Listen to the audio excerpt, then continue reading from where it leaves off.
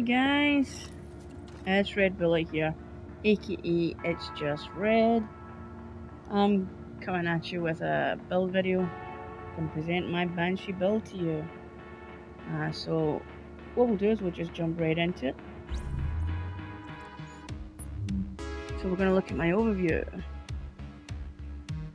Rocking a house, lightweight M4, 6-piece Banshee. As you can see what my firepower is. My firearms are 7700, stamina is 5300. Okay, so let's just get right into this. We'll start with my weapons. Okay, so I rock the house, my main squeeze. I do enjoy an SMG and the house is pretty powerful at that. So it is fully optimized, as is my lightweight M4. Okay, so on my house I'm rocking deadly and responsive.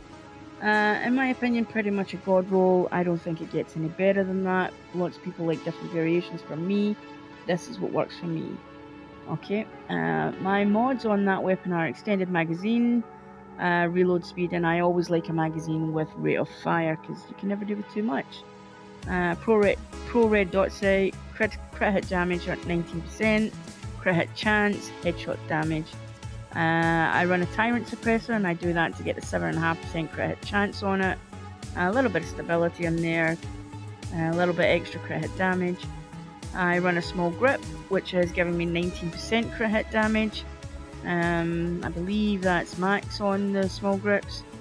5% reload speed and 5% optimal range. Moving on to my lightweight. My lightweight's probably going to be a little bit of a surprise to people with my talents. I've just recently changed it over. I did used to rock a lightweight that was responsive, deadly and competent. However, I realised, not realised so much, but decided to change it up for specific reasons. I'm now rocking a lightweight that's got predatory, destructive and determined on it. Not PvP talents, no one would say. No, but I don't really use the lightweight. It is a secondary weapon. I do run mainly with the SMG. My lightweight I use more for long distance players that are running away and I'm trying to catch them pretty much. Just to put up. So moving down to my pistol. Again, another thing that I've recently chosen to change over to. My pistol is 228 in gear score. It is optimized. That's as high as it goes. And it is a lower one, and that is for the reason of cool-headed, so that I can get that equipped and used. Cool-headed works pretty much the same way Determined does, except you do not need to kill your target. All you need to do is get a headshot, and that will reduce all your skill cooldowns by 5%. 5% is a massive amount of reduction if you're hitting it. You know, 10 headshots. You've just got to look, and then maybe switch over to the lightweight and kill a couple of them and you're getting that 7.5% as well. So yeah, two talents that I think are perfect. And you know, when you're in a team setting and you're in the DZ and you're in the middle of a rogue manhunt fight, that special comes in handy, and it's important to have it back. So yeah, just take yourself off to a landmark quickly or a group of NPCs, kill them, get headshots on them, and you can get your super back pretty quickly. Okay, so basically moving on, we are rocking a 6-piece Banshee set. I was never really a fan of Banshee before. I have actually just kind of started using it again. I loaded it up and decided to give it a go, and yeah, I'm actually quite enjoying running Banshee at the minute. The damage is pretty good. I'm not spec'd at all into electronics because this is a DPS gear set mainly. So let me just give you a quick overview of Banshee and why Banshee is a good set to run for the DZ. Two sets of the same item, you're getting 20% looted DZ funds. I'm not going to lie to you guys, wasted talent. 20% looted DZ funds, I can't understand really why. Yeah, we all want extra keys and extra money, bucks to spend, but oh, I'm going to equip my Banshee because I can't wait to get the extra 20% looted DZ funds. Said no one ever. So yeah, but it's there and we just have to deal with it. Next on it, these three sets give you 10% damage out of cover. This is so important. It's such a good bonus to have, I think. On top of all the extra damage, when your enemies are out of cover, you're going to get an extra 10% added on. And let's be honest, in the DZ, pretty much everyone is out of cover, so it's such a good talent to have. Set 4, so when you're running 4 pieces of Banshee, this is what you're going to get. When you're rogue, all your ammo's completely refilled every 30 seconds. Really not a bad thing. It means you can actually spec into other things if you don't want to spec into ammo capacity, because you know you're always going to get that refilled, so it's a good thing. Damage taken from non-rogue players is reduced by 10%. Again, another thing when you're rogue, so you're getting less damage. While not rogue, damage to rogue players is increased by 10%, and this bonus is increased to 20% for 10 minutes after being killed by a rogue. So many times you'll just run into the fight and let the rogue kill you, so that you can respawn, come back out with a full-on 20% extra damage on top of your 10% damage out of cover. That's 30%, and then say any other and all the other damage that you might have going on. If you're rocking responsive, you're getting extra damage there. All these damage accumulates, and you can actually have you hitting out with a massive amount of damage. To me, in PvP and the DZ, makes Banshee such a good set for that if you can work it correctly. Okay, your fifth talent. Wow, we're getting an extra 20%. For some reason, they felt that we needed 40% extra looted DZ funds. I can't imagine why, but it's there and we utilise it, and there's not really much that can be done about it. And an extra 5% damage out of cover. Wow, that's 15% damage to target out of cover. That's a big amount. It doesn't seem it, but it actually is. It works. And your sixth talent. While you're rogue, your time to clear manhunt status is decreased by 5% for every group member within 15 meters. If you're playing it right, if you've got a good squad, your squad is going to be within 15 meters. When you're trying to get your manhunt off, your squad should be round about you holding everybody else off. So that's more than likely going to, come up, and you're going to get 15% less time to clear, which means you're going to get that manhunt status off pretty quickly and be more successful at clearing your manhunt. All rogue status actions that result in a rank up are doubled. So basically, when you have a Banshee in your squad, you want to kill your enemies, drop them to the ground, and let your little Banshee guy go running in, give them the elbow, because for every elbow he gives to an enemy when he's Banshee means that your rogue status goes up by 2. So 1, you're getting rogue 2, then 2 guys, you're getting rogue 4, get another guy, and you're 3 guys, you're manhunt rank 1. So it can happen that quickly, and it's beneficial. So yeah, Banshee in a team's not a bad thing to have at all for that reason. While you're not rogue, damage to manhunt status players is increased by 2% for every each manhunt level the player has. Rewards for killing a manhunt player are improved. So yep, when you clear your manhunt, everybody in the team gets a Banshee cache, and in that Banshee cache they are doubled. Good thing to have. It means double the reward. It's not a bad thing to have. Alright, with that said, let's get into my chess piece. So basically, I am running health on kill, and ammo capacity. The reason for this is I want health on. I always rock health on my chess piece, and I always put ammo capacity on my chess piece as well. My full gear set is optimized, so they are at their max output of what you can get on them. I probably had skill haste on the gear set and changed it to health on kill. This is just something that I chose to put on it. There was no real reason for that. Health and kills are not a bad thing to have. It's an extra 5% that I didn't have. Another good thing would be exotic damage resilience is always a good thing as well. Okay, so let's move on. Backpack. So on the backpack we have health. We have 17% disrupt resistance. We are expecting the stamina.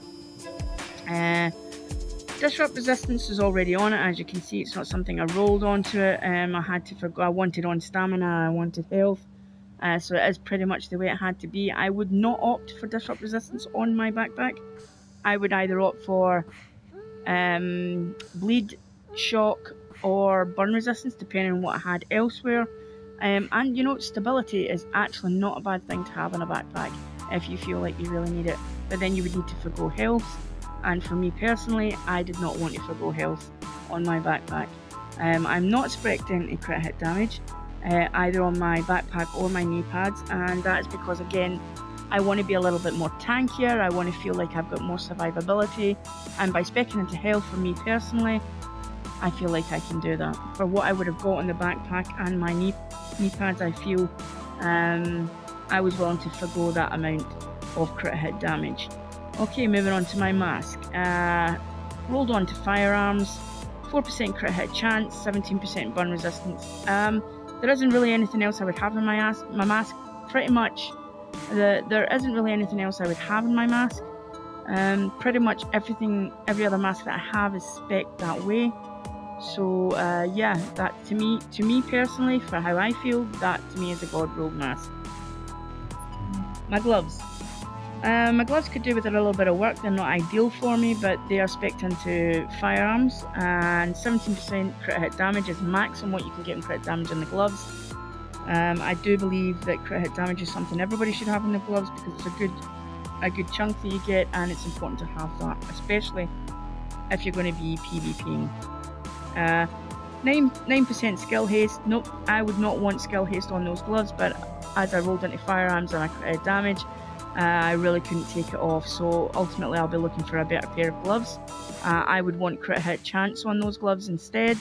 It's not an electronics build, it's not a skill build, so therefore I don't feel like I'm in the need for skill haste. I don't feel like at this moment in time it does anything for me, and I would rather have an extra 4% crit hit chance than the 9% skill haste. And of course, because I do normally run an SMG, I run my house and that's my main, I spec'd in, well, my gloves came with SMG damage at 12%, which is the max. If you run preferably with an assault rifle, you would be wanting assault rifle damage on that instead. Okay, down to my knee pads. Again, as we can see, it's on firearms. As I did say before, they are spec'd into health because I felt I could do without that crit hit damage. I think it's 9% at the max you get on your knee pads. I've got 32% disrupt resistance, 32% burn resistance, and 33 bleed resistance. The only thing I'd want to take off is disrupt resistance.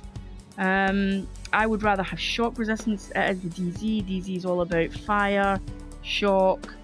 So yeah, I would probably rather have had that. And last but not least, my holster, which is pretty straightforward. It's optimized, so it's spec'd into everything fully, and I've got the 4% crit hit chance on my holster. So let's move over to some, in fact what I'll do is I'll just run over my house character. So what that gives me is I'm on 41% crit hit chance and 99% crit hit damage. I'm okay with that. That's not good enough for a lot of people, probably most people, but my 41% I think is decent enough, and for every crit hit chance I'm hitting out at 99, which is pretty much near enough 100% crit hit damage. So the way I see it is, while I'm seeing orange, I'm hitting out at 99%, and there's a lot of orange there, so I feel like I'm doing okay.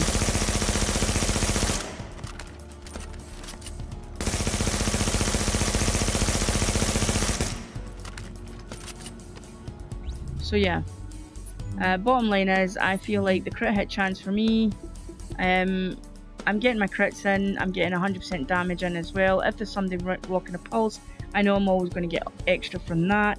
So we're on to my abilities. So for my skills, I'm running a immunization station. It is PvP, so for me in PvP the biggest thing is status effect, status effect, status effect. Your immunization station will help take them away for yourself and for your teammates. I also run a chop. Yep, that's not always a popular thing. Not everybody likes them, not everybody likes to run with them. Me personally, it's a utilised skill in this game, and I'm going to utilise it to the best of my ability.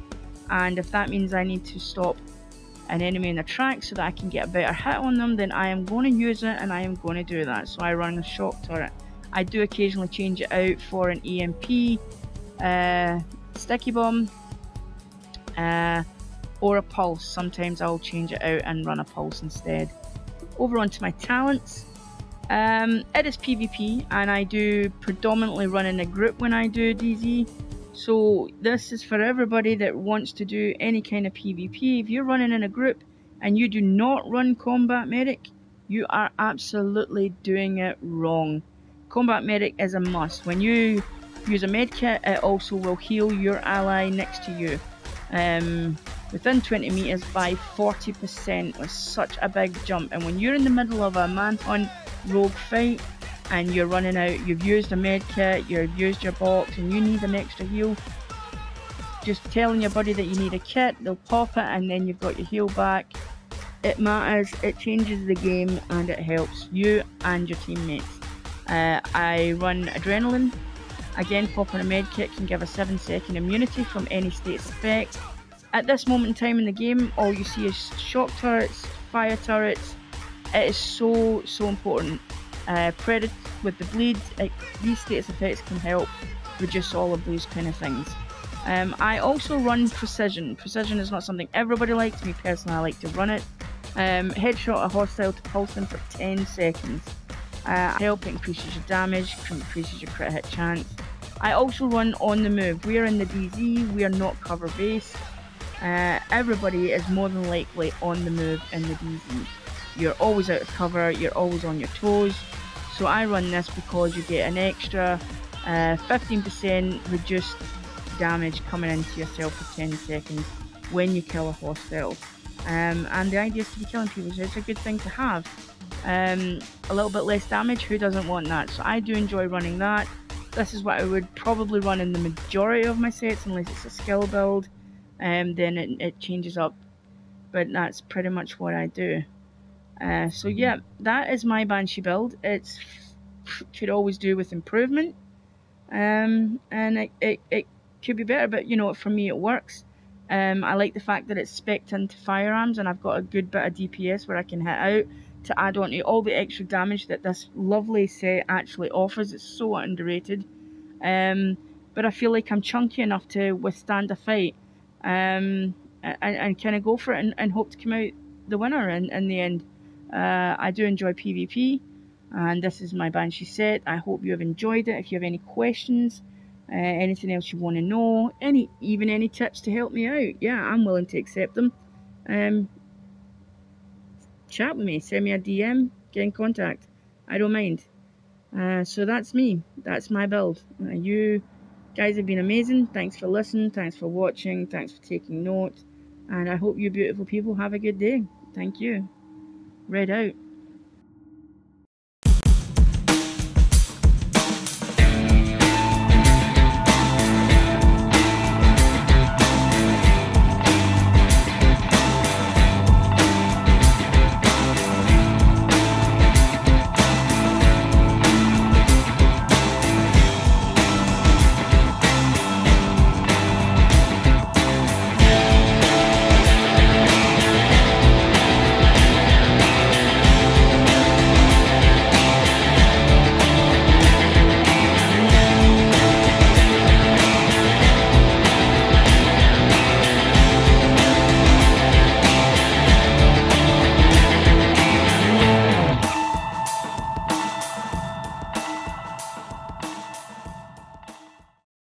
That I'm at an all-time